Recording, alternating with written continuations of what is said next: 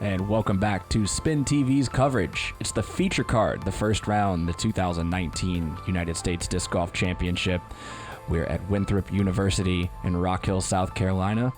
The major that never moves. I'm Jamie Thomas, joined by Ken Climo here in the booth. Jamie and the Champ. Champ, how you doing? Great. Ready to get this back nine started here and see how these players finish up first round 2019 USDGC. It is a hot round for the first day of the final major of the 20 teens. We've seen some impressive golf so far. Chris Dickerson out to a 4-stroke lead. Paige Pierce, the 5-time FPO world champion, in the mix. Simon Lizotte 3 down himself, starting to make a move. And AJ Risley, there's Chris Dickerson. And AJ Risley should be rounding out our feature card today. Different shots, different tricks in the bag so far. We've seen a variety. Yeah, I think AJ's 2 under starting the back nine. Not too shabby. Hole 10, a very attackable par 4, 550 feet. Most of the big arms in the field have the ability and the skill to put this down by the pink basket. Breast Cancer Awareness Month in October. The traditional hole 10 pink basket. Champ, what's your play here?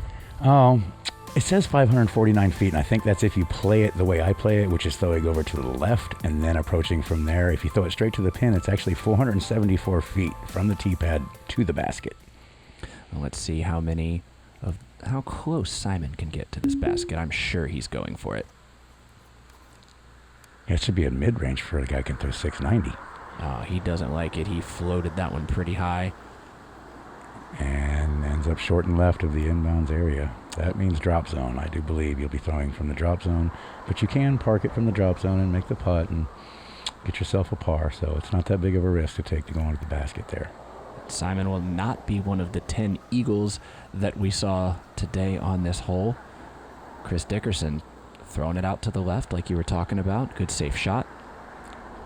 I think a good percentage of the players play it out to the left because it's a fairly easy birdie, and who doesn't want an easy birdie when you're playing the U.S. Disc Golf Championship? But if you make a mistake on this hole, it can bite you. Yeah, this is not one you want to make the mistake laying up on.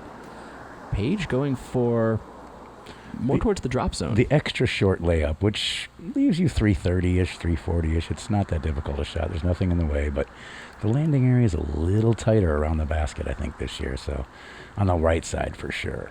Left side is still about the same, but the right corner of this green has gotten a little smaller. And no problem for Paige there. She puts the brakes on that shot. She's going to have a birdie look.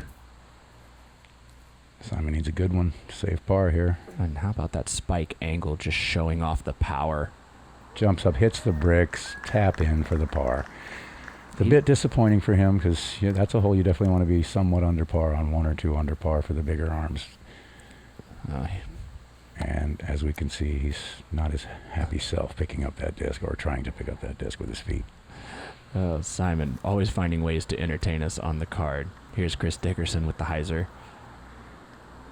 Once again, we have bricks, and obviously a green flag shown will be a tap-in birdie for him. One of the few places in the world where bricked it is a pretty good thing to have said. AJ wasn't too far from that rope, so he got a little love on that drive, and then squeaks it inbounds, and we'll have a 20-25 footer. Yeah, a little more timid on the way he's playing this hole. He's going to need a strong putt to earn that birdie. Hey, a little more than 25 here. High 30. Catches the left side, swoops around the back. Like you've said, no pictures on the scorecard there. He just kind of barely stays in bounds and in the chains. Catches his birdie, goes to 3 under. And there's Paige Pierce with a great birdie on this hole. She'll move to 2 over par. Coming back towards par. Chris and Simon, short putts for a birdie and a par respectively, and that was short work of hole 10. Simon actually kind of being smart with the towel around the head. I had carried an umbrella out there today. It was so hot. Definitely the hottest USDGC ever. The fan experience here at the USDGC would not be complete without a visit to the Shack. We've got something special dropping every day. Championship apparel and accessories, snacks to fuel your trip around the course with your favorite player, even the newest Innova releases. Hope to see you here, but if not, come check us out at dgustore.com. Henry Childress doing a great job as always in the USDGC Pro Shop.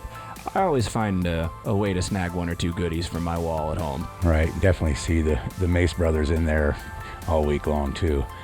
Brandon running the show in there along with Henry. Love going in there and saying hi to those guys a few times a week. It's a big family reunion out here in Rock Hill as we go on to hole 11. This par 4, the OB lines have changed all kinds of ways. They're just trying to trick the players with the different landing zones. This one's definitely a visual trickery, and the ground can trick you. You think you're throwing a good shot and the ground will move it. It doesn't look as sloped on this video that we're seeing here, but believe me, there is some good slope right there from the last 150, 200 feet of this fairways. This is one where I am happy to be a lefty because it really requires a phenomenal shot. Chris Dickerson getting aggressive and getting rewarded. Wow, that paid off. That's a great drive. That should leave him not much more than 230 or 240 to the pin from there. And different style. He's going to lay up short of all that OB, and he'll probably lay up again from there, and then he'll lay up again and try and card his par. There's really no way to birdie it from back there. I'm impressed with AJ's consistency. His game plan is to not be too aggressive too early, and he's committing to it. He's sticking to that. This course is all about limiting the damage. You're going to make some birdies here and there being a good player, but it's got to avoid those 7s and 6s and 8s and things like that can just rack the score right up and take away all the good work that you've done if you've had some birdies. And in a contrasting style there, Simon Lizotte gets CTP on the card, finding the landing zone nicely. It'd be interesting to see what shot they choose from there to go to the basket. A sidearm fits this better, a left to right shot. I almost expected to see the lefty forehand roller once again, but he's just, like you said, predicted correctly. He's laying it up. It's not a bad play on this hole. This is one of the holes that can do it to you. You can get a big number here if you're not careful. And it's very hard to birdie. I'd imagine the birdie percentage on this hole isn't very high. I like that play from Paige there, playing from the low side of the hill. I thought she would get aggressive from that position, but here she's just playing putter, putter, putter. That's a great shot. Keep it high right of the basket, and it'll slide back down to the left a little bit and won't be in damage of going across the line. And Chris has just been surgical on these upshots today. I think that's what they call a bullseye in the stats category. Not too shabby. Simon with basically the same type of shot, it's almost the same area, and he wants to do about the same thing. A little bit longer, but still fairly much tap in. AJ Risley. A little low.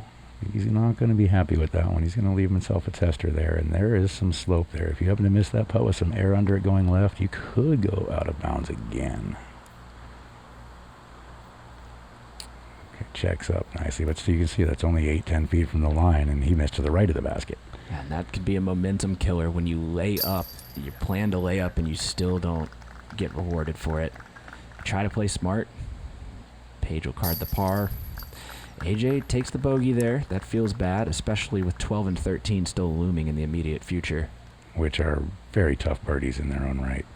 These 3 holes in a row, I think, are the hardest 3 holes in a row to birdie in a row on the course. And Simon's got the first one. Chris looks to follow. Easy.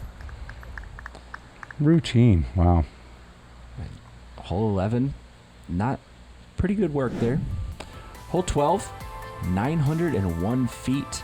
This is just a big bowl. Throw it down into the middle and then find your angle to attack the pin. The big mistake here is to the right. Yeah, they've pulled the line quite a bit into the left on this one. You used to be able to land by that tree and that bush hedge down there on the right, and you'd still be safe, but now you can see where those white stakes are. They've come all the way out across that ridge and left a very skinny area for where most players' distance range is. The longer throwers can get over that spot into a little bit more open area, but most players have that range of distance that's right there in the skinniest OB area.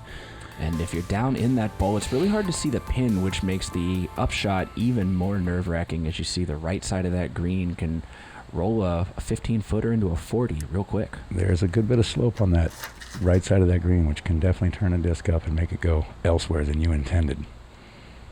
And here's Chris Dickerson once again. Perfect. It's a great shot down there by the drop zone. You can definitely go for it from there. Let's see how much this guy wants to bite off of this fairway. He's taking it right across that new crop out of OB, getting on top of the hill and skipping towards the left side OB, but it looks like it's going to come up just short because there's a bit of an upslope there. Wow, how about the ground action? He just found the perfect angle to get some energy. Paige also going low. Full release, though. I think she's just trying to get into the short inbounds area. Well, she's right over there with those guys. And did that slip across? Oh, yes, it did. Man. That's the danger with going for a little too much on this hole and sticking it a little high or left, because there is an extra OB line over there which you can get into very easy. This one, I think, is playing short. Yes, he's playing short of the line altogether, and which will probably lead to another layup to the left, because it's probably about 460 feet from where his disc is right now to the basket. And it's great to see AJ have the confidence to come back and stick to that game plan, not get nervous, and then try to get aggressive because he gave a bogey up on that previous hole. A little freestyle out on the course. Almost. All right, Chris going wide right side, trying to get it into the hill. That looks short. Oh, just short. It's a very deceiving shot. Like you said, you can't see what you're trying to land in, and you can't see the lines. There's a long line that's OB. There's a short line. There's a right line that's OB. There's a lot going on down there at that green. Chris is only going to move about 20 or so feet up to the drop zone. Simon with another spike. And that's the attackable side of the green there. Yeah, he can definitely run that putt without thinking about it, because he's running uphill from there. But if you miss this basket left, then you're going to have that downhill putt. This one looking like it's going straight at it, but still, yeah, okay. She makes it. It's that deceiving that she didn't have any idea whether it was safe or not. And she was nervous on that one. You could hear her asking for some help there, and she's got a putt. And this is an important shot for Chris here. You don't want to give up too many strokes and fall off the pace. Right, you can save a bogey with this. AJ, once again, just kind of pitching and putting and picking his spots away around the back nine here. And that's kind of the way you have to do it on some of these holes. They're really tough to go for the birdie. When you go for the birdie, you can get a much higher number. If you do go for the birdie, and if you play for the par, you're pretty much guaranteed to not get a huge number. Simon leaving that one a little bit short. Paige just... She knew it the second she released it. You heard her say, She has not been comfortable on this hole, and I think that this is the part of the day where it just started to really, the heat just getting into you. And the back of this course, this is the most open, most exposed part of the entire Winthrop Arena. And they've been sweating for a good 2.5 hours at this point, so it's like a little bit of an oven out there. And that's a great comebacker. Great comebacker. Limit the damage, keeps her within realm, close to par. And then Simon Lizotte for the par as they go on to hole 13. Let's see what Harold Duvall has to say about this one. On the tee of 13, the competitor, again, really, really needs to have a strategy, because the fairway gets narrower and narrower, and you want to challenge it if you're going to go for that Winthrop Eagle.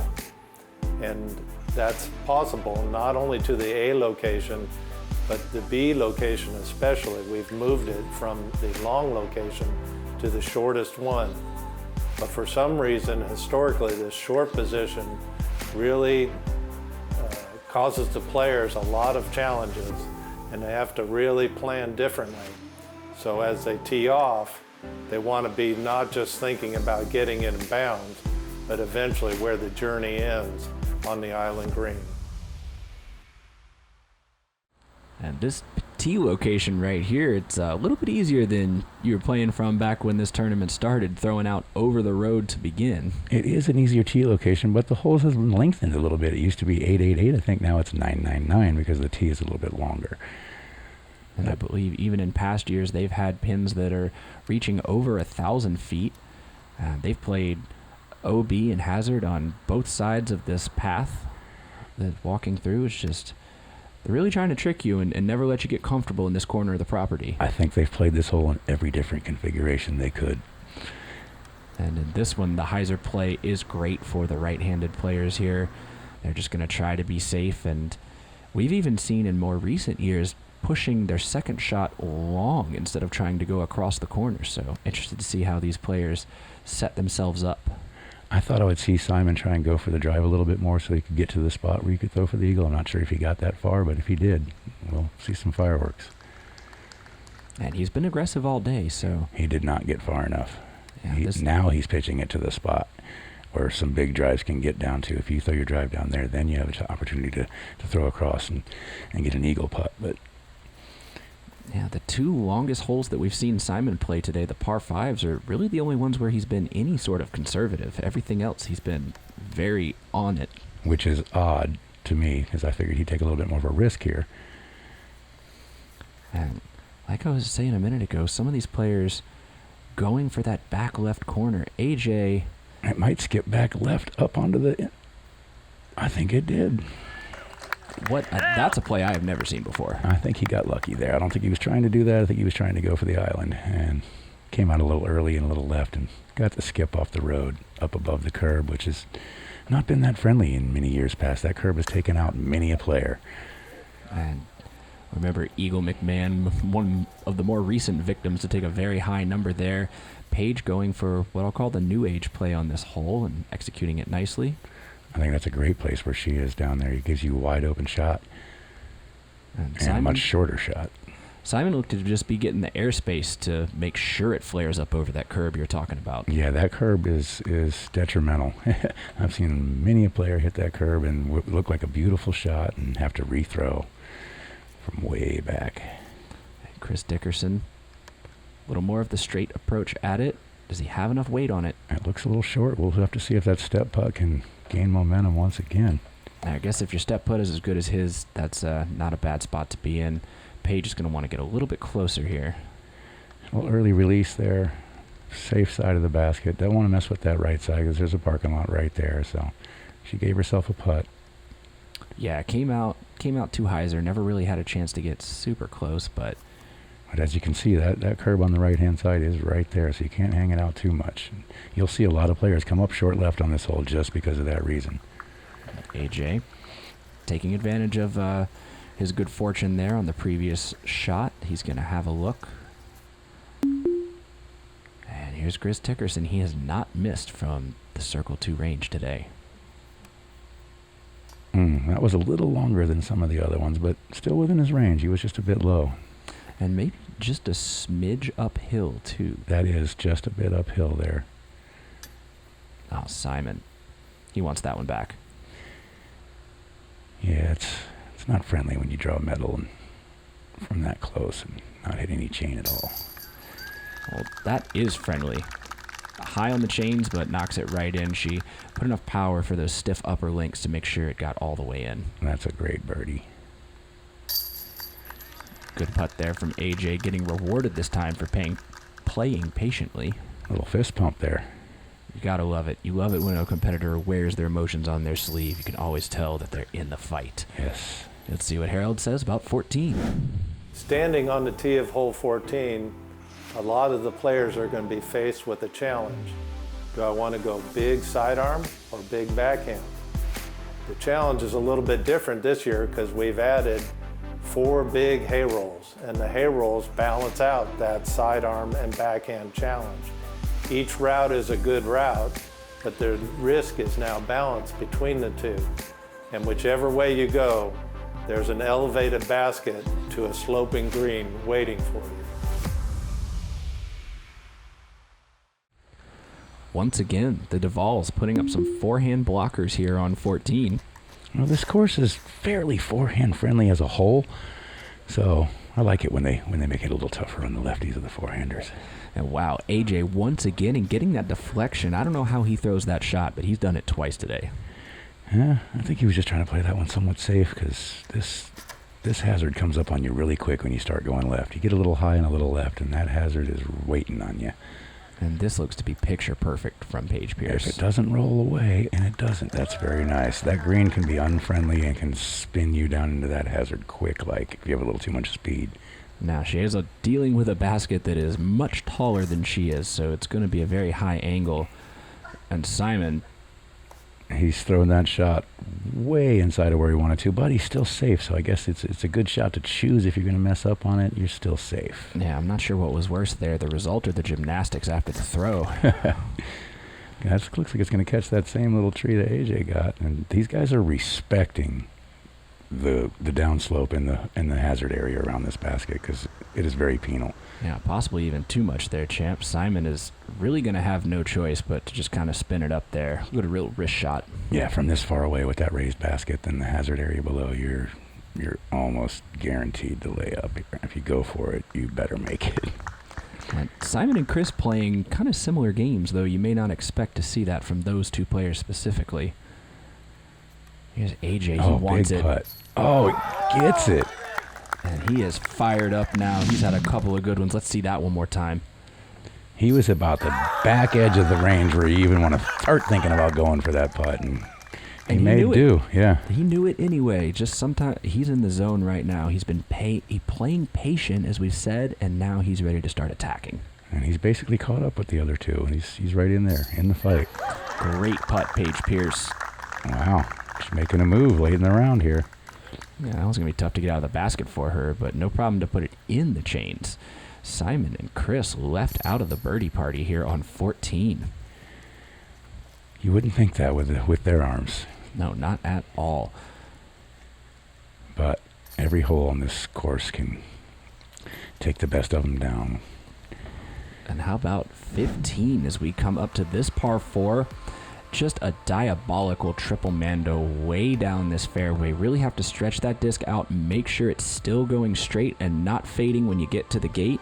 A little bit easier of a drop zone, but then you got to get around this left side corner to even have a look at a guarded green. I think this is probably doing the best imitation of Milo McIver that Winthrop Gold could do with that low ceiling from an open fairway and just some beautiful sunlight in the background. Right, that is a nice camera shot. But this hole is tough at the green as well because of those holly bushes. If you come in a little bit right and low and don't get any kind of skip to the left, you're going to be in those hollies with basically no putt.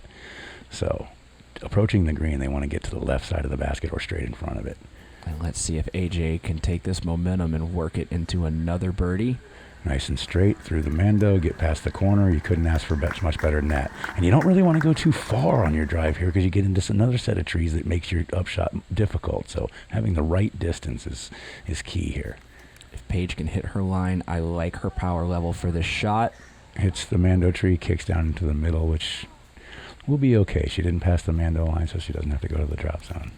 She's got a good angle, and here Simon stops this time. Is it going to be straight enough? Looks like it's hanging to the left. Hits the Mando. And he is hoping for the right color flag there.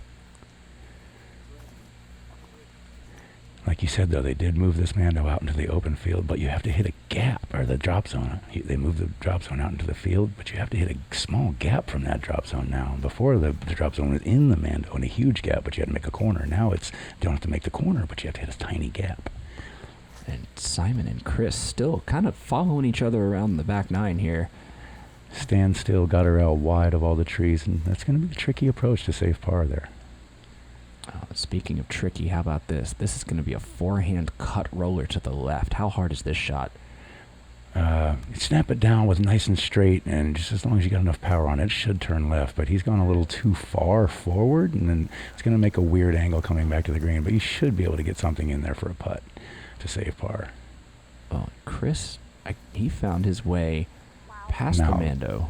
That was an interesting shot, and that would have worked had it not hit that tree. He laid that cut roller down beautifully, and it was rolling right back towards the pin. But as I said, there was a group of trees down there a little farther out that can catch you, and that's a super good play. It might be 25, 30 feet away from the basket, but it's in the clean side. Yeah, that left side of the green, much more open, many more lines to the chains with the putter.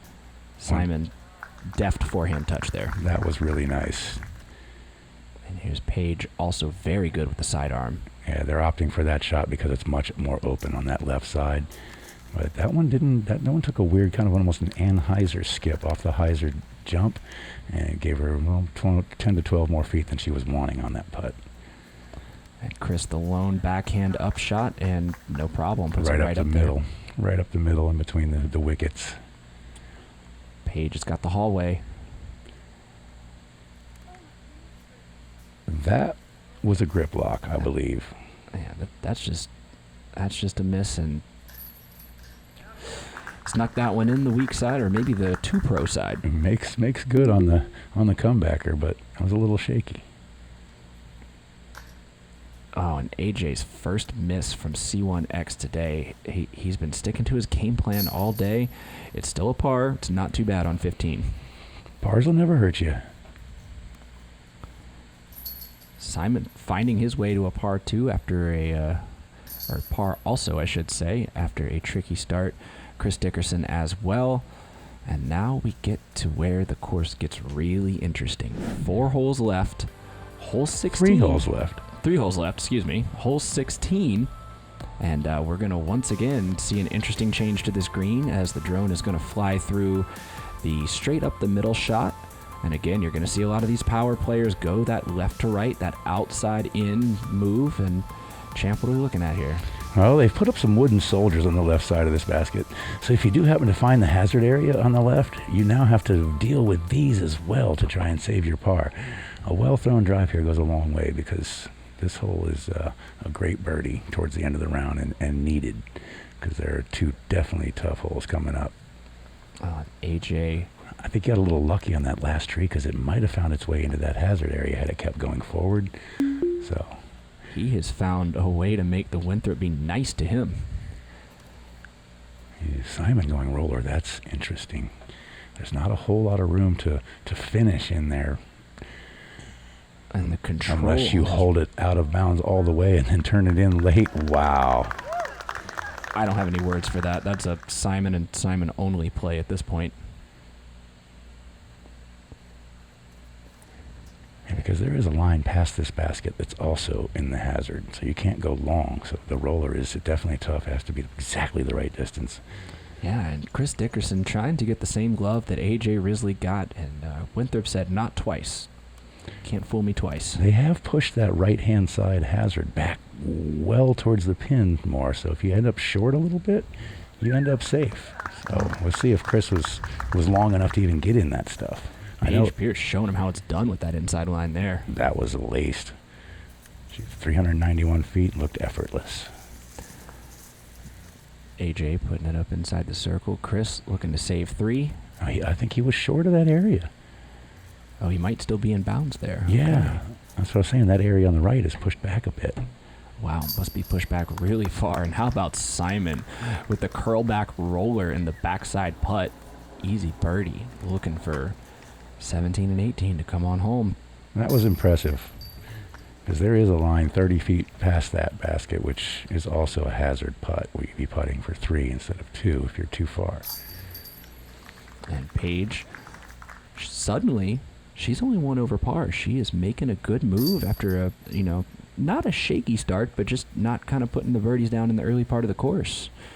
And we're going to take that long walk up to 17. Let's see how Harold Duvall designed this one. So the player has just completed hole 16, and they have a long walk from 16 to 17. And that walk is part of the design. It gives the player a chance to think about the most important hole in their whole round. They've worked so hard, and they can be a hero or disaster can wait on hole 17. And hole 17 is perhaps the most famous hole in disc golf because it gives players a chance to be spectacular or to have a spectacular disaster. But either way, the players are living life as they're on the tee pad of hole 17 like they've never been before. And I swear on this hole, they keep bringing those hay bales further and further in. This is such a nerve-wracking shot. Oh yeah, the basket looks like it's almost in the lake. It's so far left. And look at this baby flex that Simon has put on it. My goodness. That is very aggressive. For where that basket is, that's a very aggressive shot to try and stick it in that little corner. And capitalizing on the momentum. Here's Paige Pierce kind of running it. Just checks up. That's the advantage of a mid-range or a putter when you throw them. They stop when they hit the ground. for all the guys out there and girls that like to throw the drivers, sometimes back off and throw a mid-range or a putter. It'll help you out sometimes. AJ needs this to glide a little bit. That's low. But speedy enough. Finds the safe side like you're talking about there. It seemed like a mid-range speed. How about Dickerson? I think this is the percentage play, is to throw a high sidearm just to make sure it gets inbounds, but he didn't have enough mustard on that one. Yeah, it's a very fine line between juicing it too far and letting it glide out into the water and finding yourself short of that hay bale. Here he goes again. It was a bit shocking, seeing as he was at 5 under and he was just trying to play safe. Yeah, once again, playing safe can bite you out here. The design element, it can be just brutal, and he's not happy about it. He's got another one of those well outside the circle jumpers, and there's OB right behind that one, so that one wasn't quite had the fervor as the other ones. And AJ, had some speed, but was low enough to catch the hay bales. That's one thing you don't want to do, is putt out of bounds. Yeah, remember back to the final round of last year, Kevin Jones found the out of bounds from there. Paige Pierce finds inside the basket. 2 nice birdies. Simon and Paige Pierce even. Not too far behind the rest of these guys on the card. Lizotte to 6. Dickerson, he's going to lose a couple here. Risley should stay at 4. Yep. Dickerson's going to make a double bogey here, and that'll salt you up a little bit towards the end of the round when you've had a decent round out here at Winthrop.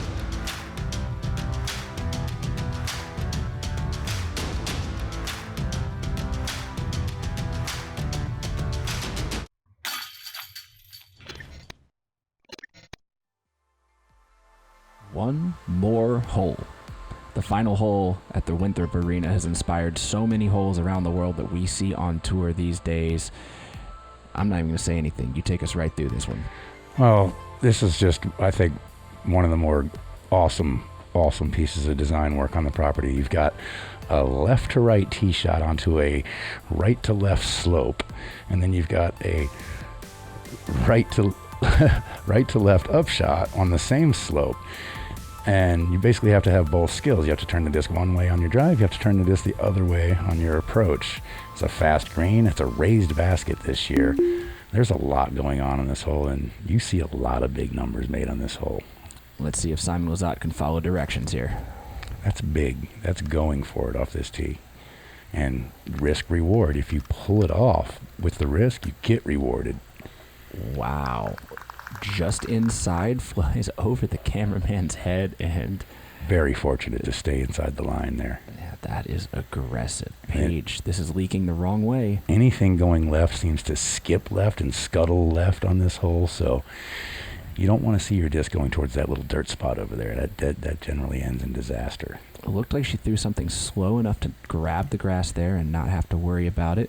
AJ getting a good turn on this one. There's a little pocket out there that has a bit of a level area. We call it the bowl. And if you're in the bowl, it's a good place to be because you've got level footing to throw your next shot. And here's Dickerson. Low. Slightly anhyzer to flat release. The hill should kick that back a little bit because it's so sloped there. If you have not walked on Winthrop property, you will really gain respect for this hole when you get out here and walk it because there is some serious slope left to right and up and down. Here's Dickerson. Again, he's going to have to keep that one to the right. That may be fading early. Yeah, you got to get past the that's plenty of D. Never mind. And slips right down in there for an easy one. But there's an OB line early left there and late right, so you can't have too much power and too flat. You can't come in too flat with too much power, and you can't come in too soft with too little power because there's just OB waiting for you everywhere. And that's about all she could do from that far back. Is just lay one up. Yeah, and she's in great position right now. Even for the first round, not too bad. Just needs to get up and down and go home and come back out tomorrow.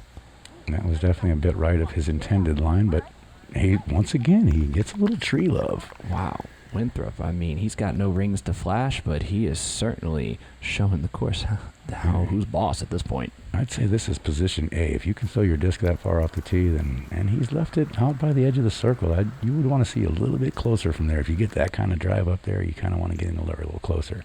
Yeah, scary putt, Simon, for 7 down, and this is a lead card kind of putt. She was very aggressive on that. It looks like she was almost trying to throw that in the basket instead of respecting the slope and respecting that green. And she paid the price. Yeah, just got caught running straight at it versus giving enough room to slow it down like you're talking about. He gave that a little too much respect. Yeah, on the other side. Yeah. All right, Paige, this is tricky. Tough putt, big drop off behind it. Oh, don't roll. You could see how much she wanted that one. She wanted to try to stay it even. I think that's a big point of pride. Don't be over par. This camera angle gives you a much better feel for how steep that is. The other camera angle you just saw before, it doesn't really show you the steepness, but that behind the view really gives you the. And that's a full-on death putt. Simon Lizotte, wow. 3 birdies to end it. Oh, there we're talking about the severity of that slope. It gets in your mind. Now you've missed, and as soon as you miss that putt, it's going at least 25 feet by, bare minimum. I mean, remember back to 2014, Will Schustrick struggled on this green in the final round before he took home his 3rd world title. We must have missed a throw there. He must have thrown back that they didn't get on camera because he putted from basically the same spot he putted from before. Either that or he opted to throw from his previous lie. That's true, because it might have been OB down below. And that is a really tough angle to put all the way back up at. Here's Paige. This will also be for double bogey, and she did so much work to get back to even. You hate to see that, but that's still a solid round. She's in the 60s, and that's not too shabby out there at Winthrop. And Simon Lizotte, that 7 down is going to elevate him to the lead card, tied for second with Drew Gibson and Nathan Queen, and Chris Clemens, the lefty who played so well at the GMC. He's in first place. How'd the experience today compare to your past times at USDGC? This is definitely the best round I've shot out here. I don't know score-wise, but definitely skill-wise, my shots were going where I wanted to. I had 5 OBs that I definitely want to clean up going into the later part of the week, but my shots were good, and I made most of the putts that I needed to make coming down the stretch. So it felt pretty good overall. Just a couple minor errors that I'm kind of upset about, but I can clean up on them. Obviously pretty hot today. It's finally starting to break a little bit, but were the conditions impacting you at all? Not really. I just kind of had a warm-up for this at US Women's. It was over 100 degrees and the humidity was even more severe. So this was kind of, it was lucky that I just experienced that and figured out what I needed to improve on for these conditions and stuff like that. But, you know, practicing in it all week, you kind of are getting warmed up to the heat, and I think I handled it pretty well. Have you set a goal or any placing or anything like that you're aiming for this week? Yeah, I'm gonna cash this week, so that's not just my goal, but that's what I'm manifesting. Just kind of walk me through the round. How are you feeling today? All in all, really good. I have no complaints about my body pretty much all season, which has been really great. The weather out here has been super hot, very humid, like a real feel of probably almost 100 degrees, I think. So that's definitely something to think about. A lot of sweaty hands out here. But yeah, I mean, I got a great card playing with Paige and Chris and AJ. Like, we're all friends, so it felt like a really fun first round out here. And game-wise, I mean, yeah, I've been playing pretty solid for the last couple weeks. And first time only 1 OB stroke on this course. First time only 1 bogey. And the bogey was just bad. They usually are, okay. So all in all, I'm pretty happy, of course. What were your thoughts on some of the new holes? How are they playing? I don't approve on those holes. I don't really know. I can't explain why. They're just not good. They don't seem exciting. They don't seem fun to play. They don't look great on camera. So I think all in all, just not good. And tell me about the approach here on 18. I saw you had 2 different discs. You went with the big shot. You ended up in bounds. What's the play there on that hole? Yeah, I mean, I was just trying to think. Getting a par is on 18 on this 18, especially the way it shapes up now, really, really good. So I was like, how can I most likely get a par? And I just thought I'm feeling pretty comfortable throwing really hard, more than throwing like a mid-range like 80%. Like for me, it's easier to throw a driver 100% over a mid-range. And I thought if I go OB as far as I can up the hill, I'll still get a par. And that felt just more comfortable to me when I was checking it out on the tee off and just checking the wind, and just the mid-range didn't feel right. So you got to go with your gut. You said you had the one bogey today. It was real bad. Anything else you're looking to make adjustments for tomorrow? Yeah, what stuck with me a bit was hole 10. Is that the eagle hole? I think, yeah. So hole 10, I just threw it like a complete, I can't say anything offensive, weak human. And I wanted to throw like a stronger human tomorrow. All right. Simon Lizotte and Paige Pierce, candid on the mic as always. Paige, manifesting the cash. Confidence goes a long way, Jamie. And you heard it from the 5-time U.S. champ himself. That's round 1 here on SpinTV. We're going to be here with you all week. I cannot wait to see this lead card tomorrow. It is going to be fantastic. We've already seen some phenomenal shots. Champ, hope you'll join us again. I'll be happy to, and looking forward to it myself. Tune in to SpinTV.